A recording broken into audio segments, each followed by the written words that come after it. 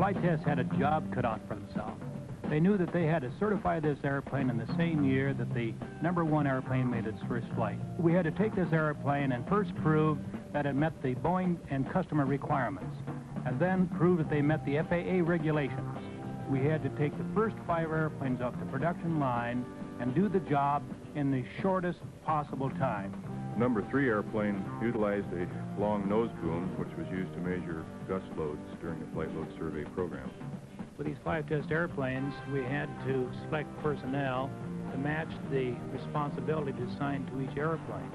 Quite a bit of competition between the different airplanes.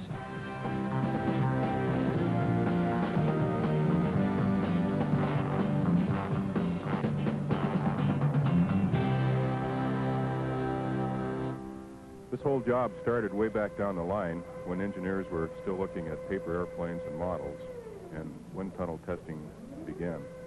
Our people devote literally thousands of hours of their time, and both on paper and in the wind tunnel, to minimize drag, because drag is money.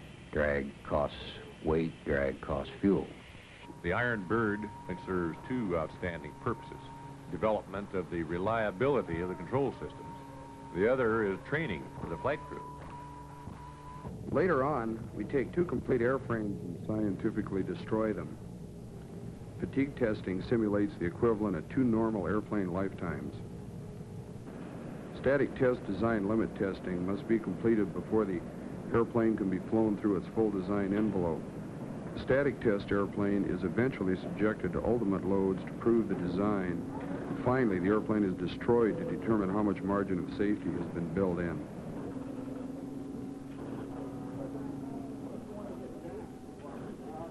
The #3 airplane was instrumented with strain gauges, pressure instrumentation to measure the loads on the airplane. It was also equipped with an instrumented probe to measure angles and accelerations. During more than 50 hours of flying, we measured loads during maneuvering flight, landings, ground maneuvering, and during flight through turbulence. The purpose of the pre-flight meeting is to discuss with all the flight crew the intended plan of test and the sequence of test events that will occur during the flight. Participants include Boeing and FAA flight crews, the pilots, co-pilot, flight engineers, the flight test engineers, instrumentation engineers, and any observers from the staff or project group. In flutter testing, as in most other flight tests, we go way beyond anything that would actually be encountered in normal flight. All the complex functions of the flight test team are required during these tests, which take the airplane to its maximum design speeds for the first time. But we have accelerometers located throughout the airplane and all the control surfaces. And all this is telemetered or radioed to the radio room. They're printed out on paper, and the engineers down there monitor all our parameters. They can tell even sooner than we can if everything looks satisfactory. They are the ones that give us the clearance to proceed to the next higher speed or the next condition. This is the way we see it in the radio room, but the chase plane observer sees the real thing. Right here I was passing from left to right, approximately 25 feet underneath the aircraft, and the main reason why I'm along on these flutter flights is to note the general condition of the airplane, and also to report anything unusual, like we had initially had some problems with the vanes, and I could see them much easier than they could from within the cockpit. When we flying the airplane, this is called minimum crew testing. We just had a pilot, co-pilot, and a flight engineer. Just 3 people aboard the airplane. We'd launch the fighter, which I was flying, and I would go up and check the atmosphere and make sure we had smooth air or could operate free of clouds. Since this is baseline data, we want to know exactly where we're standing. In other words, we don't want to have any inputs from the air. We just want to have inputs from the controls or from the vanes. During these high-speed flutter tests, the airplane was shown to be highly stable, and we reached maximum Mach number speeds of 0.99, which is 99% of the speed of sound, and as high as 685 miles per hour, true airspeed.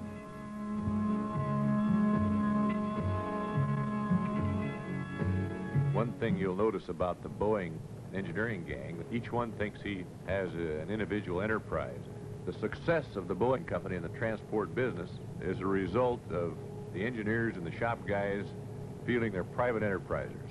And they're so anxious usually when we come off that airplane to know what happened that they're not willing to wait a half an hour for the post-flight meeting. They want to know what it is right now so that they can get going on urgent items. We try and work very rapidly. We take the flight tapes from the airplane.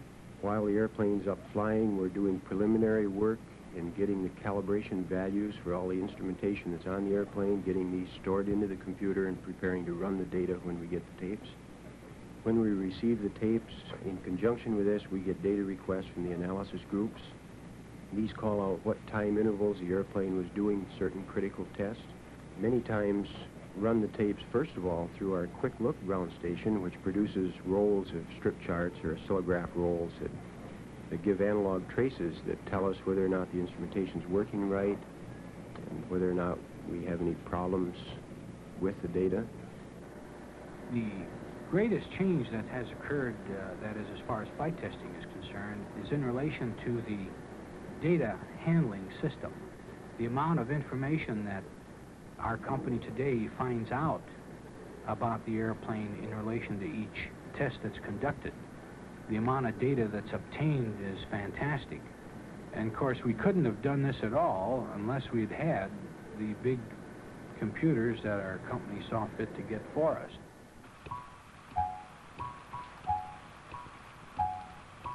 We only had 10 months to get the job done, so we had to work around the clock in all kinds of weather.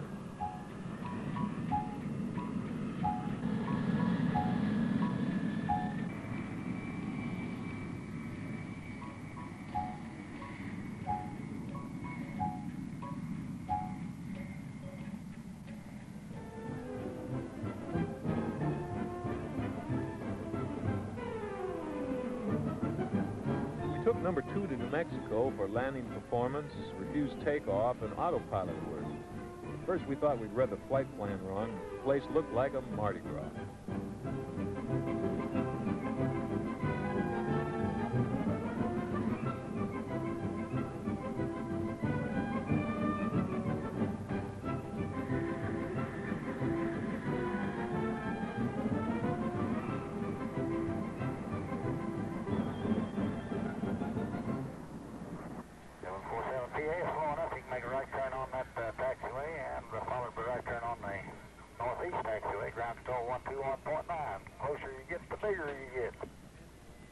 Can't do anything about that.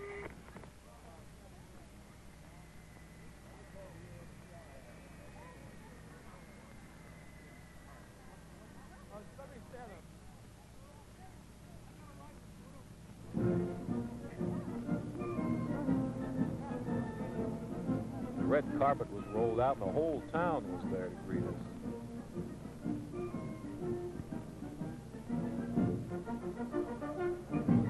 People were just great, but there was work to be done and we had to get with it.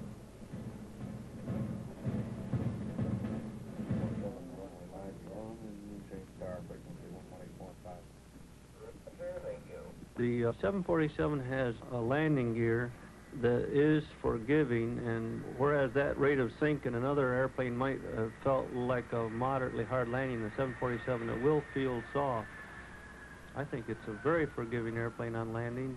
On all our airplanes, we have a system on the connected to the brakes that makes it possible for the pilot to apply brake pedal and not worry about skidding the wheels and then blowing some tires. This protective system is on all our airplanes, and on all our airplanes we demonstrate the operation of the airplane during landings and during refused takeoffs, with the system working and with it in various failure conditions. One failure condition is with two wheels not connected to the anti-skid system, and then we also check it with all wheels not protected with the anti-skid system and try to show performance of the airplane under these conditions. Standing by in the radio car, I just got a call from the pilot that requested that we make a visual inspection of the aircraft's undercarriage, wheel, and tire assemblies. From that, I wait until he becomes parked on the runway center line, and with due safety respect, with the parking brake set, run down through the center line of the airplane, keeping well away from the engines, and inspect the 16 wheel and tire assemblies for overheating of the brake assemblies, possible loss of rubber from the tires and impingement upon the aircraft, fuel leaks or fluid leaks if they should occur, and just generally look the condition of the underside over to ensure the pilot that he is safe to continue testing. Occasionally, due to various objects on the runway or faulty tire tread or a cut in the tire tread, it's possible to throw some rubber off, which may in fact become implanted in a flap or whatever. When installing these wheel assemblies, it's quite important that we torque up the axle nuts to ensure that they're all uniform and that the torque is properly applied to the tapered bearings within the wheel themselves. In the case of the 747, the final torquing is brought up to 500 foot-pounds, and then the nut is backed off slack and brought back up to 80 foot-pounds torque. This ensures that the bearings are properly preloaded and then loaded for use. Overall, I would estimate that there was 200 brakes used for the testing alone.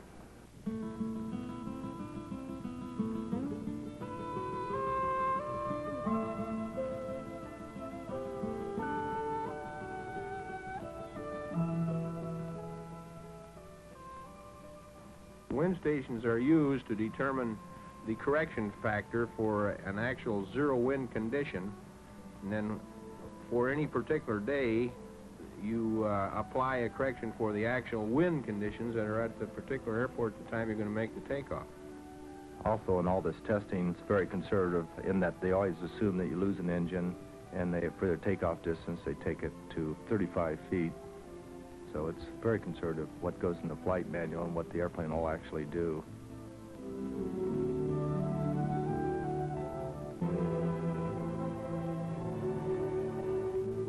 During the landing approach, the airplane is never flown below 30% above the stalling speed of the airplane. So there is a 30% cushion built in.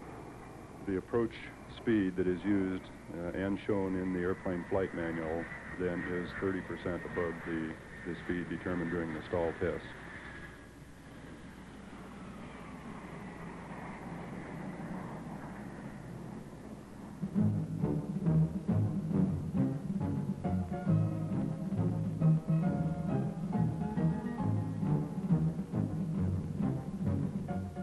During the more than 1,500 hours of flight testing, we tested the engines and engine systems, the mechanical and electronic systems, first beyond the normal envelope of operation and then simulating normal airline operation. Some of us had to handle logistics problems. Like, who'd have thought we'd have to bring in a fire engine from Wichita? But the extra capacity was needed, so it had to be arranged. An RTO is a refused takeoff, and this is where the airplane is accelerated to the V1 speed or decision speed, the engine's cut back, and the airplane is brought to a stop. The first tests that were performed at Roswell were done at lightweight. The purpose of the RTO and landing tests are to determine the actual stopping distance for the airplane. This data is used in conjunction with takeoff performance work, which was being done on airplane number 1. The information is required to establish a set of curves to be used by the airline pilot to determine the weight that the airplane can be flown off a particular airport. It ties in with runway length, the ambient temperature, the altitude, and the gross weight of the airplane. A remote base operation is very important in as much as that you have to be ready to conduct tests in other areas other than the Boeing location due to weather and also due to the type of testing that you conduct. We always had to be ready to move into these remote bases, and we were also able to support our organization from this area with parts and in the flow of data from the location back to Seattle. The main reason we went down to Edwards were for weather conditions. The weather's very, very good down there. The winds are very light, and they have the longest runway in the United States, over 15,000 feet of runway, plus 7 miles of overrun. The runway is perfect. It's very smooth, not much crown to it. It's been surveyed, and we've used it quite a bit, so we know a lot about the conditions down there.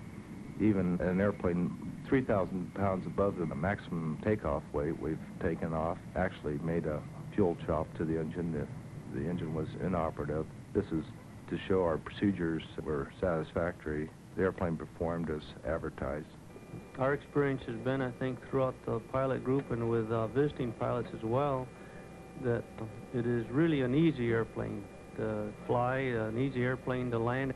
At least I'm very impressed with the inertial system and the autopilot system. We then went out and performed and showed the FAA that the airplane hits its V1 speeds, its V2 speeds, its VRs, its liftoff, its climb gradients out to 400 feet. I thoroughly enjoy flying the airplane. I get a big charge out of it and enjoy it. It has no bad characteristics.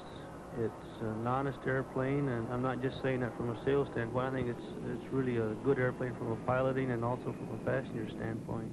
Our effort is always to combine tests and run as many tests concurrently as we can.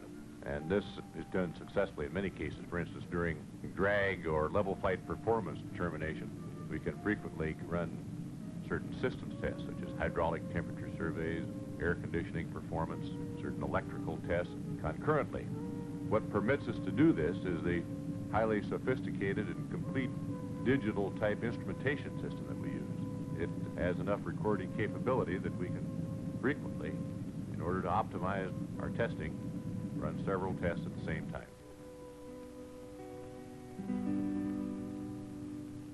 Somebody mentioned the flow of data back to Seattle, and then the point came up about surveyed runways. Well, theodolite film makes a good tie-in. Altogether, about 600 takeoffs and landings are recorded by theodolite cameras aboard the 747. We read the film, and the computer gives the engineers all the answers they need concerning airplane attitude and position relative to ground reference points. This data is critical, especially when airplanes are at remote base stations. After processing the answers, the data is called down to the remote base by phone. It's expensive testing, so we don't want to risk any repeats. The autopilot is designed to fly the airplane during the landing approach and right onto the runway. Simulated autopilot malfunctions are introduced during the test program to prove that the pilot can always recognize and compensate for a problem should it occur at any point during the landing. Hundreds of automatic landings were conducted during the test program.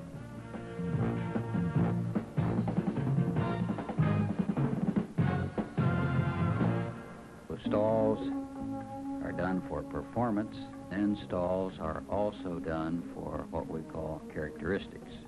In characteristics, we have to show, and these are tests that must be certified, that the airplane is controllable in stalls or recoverable in stalls. In general, the characteristics are excellent on this airplane. For an airplane of such tremendous size, it's almost impossible to describe what a gentle and fully controllable stall that we have. During a flight test program such as the 747, there are as many as 500 stall tests conducted. We try to appreciate the operational environment that the airlines put the airplane into. In so doing, we try to find that condition, like we look for 35 to 40 knot crosswinds, which is a rarity in actual operation. We're looking for the strong crosswinds, and we're probably going to have to travel around the United States. Right now we have one airplane standing by. The minute we get a report that there are strong crosswinds, he's going to go. That's his first priority. Finally found one in our own backyard, right in Walla Walla, Washington. We've always established team philosophy, working on the test airplanes and treating that as though the airplane becomes part of them. You often see the men out there shining up the airplane or their particular engine or so on and so forth. When a man assumes ownership of an airplane, then they take on the responsibility of taking care of it. We had a game going on here between 5 test airplanes. Which airplane could outdo the other? Each team knew that they wanted to go to the remote base and take on certain jobs. The VMU tests determine the maximum performance of the aircraft in the takeoff configuration. They're performed by placing the tail section of the aircraft in contact with the runway until the airplane lifts off. The speed at which it lifts off is called the minimum unstick speed, or VMU. So the VMU then determines basically the takeoff performance of the aircraft. It also determines the ability of the airplane to tolerate inadvertent abuse. In the case of the 747, it's impossible to abuse the airplane enough so that it doesn't lift off cleanly with very good flying qualities. Number one airplane conducted shimmy testing in the nose gear linkage systems. We simulated the wear by having the links machined down to where we could put washers in to take out the slop. We just took the washers out, and now we had a free play in the linkage system. And we proved the airplane is shimmy-free, and the airlines then have a maintenance requirement that they'll watch.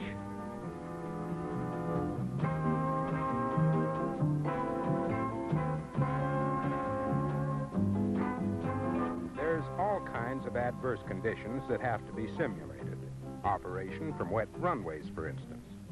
The Bon-Ami doesn't make a very smart paint job, but it'll sure tell us all we want to know about spray patterns. First of all, the Boeing shop supervisor signs the airplane as being ready for the test. Then the Boeing inspection department verifies this, signs the release. And then the Boeing flight test engineer in charge of that airplane signs it off, which means that our engineering department agrees that the airplane is in proper configuration for the test that we're going to perform. Then the FAA inspector signs it, and then that's ready for the pilot, and I merely sign it off as sort of a formality. When you get in the airplane, it does seem very high up. Your eye level's approximately 27 feet high above the ground. However, you've got very good visibility looking down, so you can see very close to the nose of the airplane. As far as taxiing, it's much easier than, say, a 707 to taxi. After taxiing around for a little bit, or even the landings or the takeoffs, it seems very normal, and the other airplanes seem like they sit too close to the ground. This seems like it's just the right height. On the spray testing, we made 2 runs at 30 knots, 1 at 50 knots, 1 at 75 knots, and 1 at 100 knots. The spray trough was approximately 8 feet wide, 70 feet long, and it had a half an inch of water in it. We're looking for any impingement of water on the air conditioning inlets around the static ports of the airplane, and make sure we don't have any ingestion from the nose wheel spray going into the engine inlets. Other adverse weather conditions include simulating ice buildup on the airplane. We put on simulated ice shapes, which are fabricated plastic shapes that look like the worst possible ice configuration, and then the airplane is stalled, and also find out if the drag is significantly different. And usually the natural icing has always been less severe than our simulated icing test that we do with these shapes.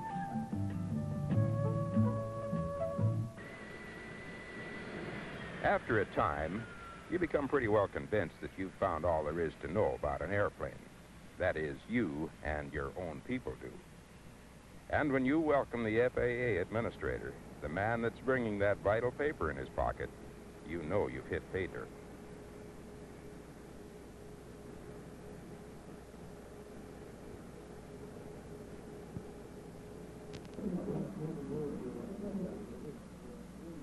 The final type board meeting resulted in signing of the airplane flight manual, the production certificate, and the type certificate in the one meeting, which is a first for a final type board meeting. The airworthiness certificate has since been issued for the first airplane to be delivered with a full type certificate. Thank you, George. Bill, may I have the production certificate? And Earl, could I have the vellum for the airplane flight manual, please? You know, a stroke of the pen doesn't take very long, but it sure is a big stroke, really. I did sign the airplane flight manual there. I'm going to sign now the production certificate and the production limitation record. This concludes the final type certification board for the Model 747. Thank you all again.